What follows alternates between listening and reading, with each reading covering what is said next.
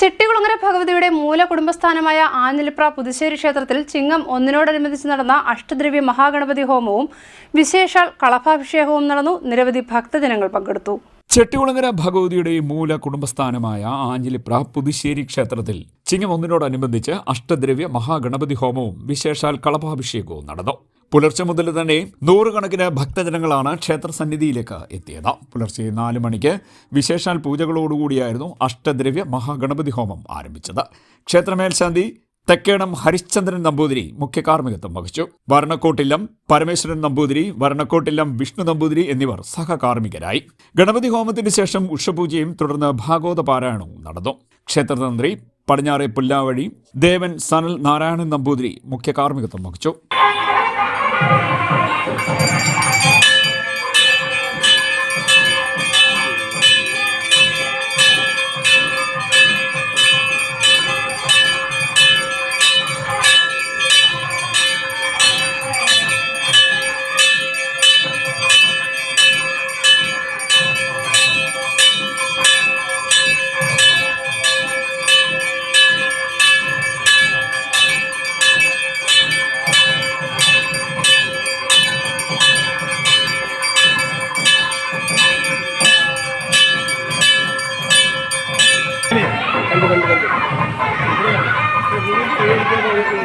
ഞാനിവിടെ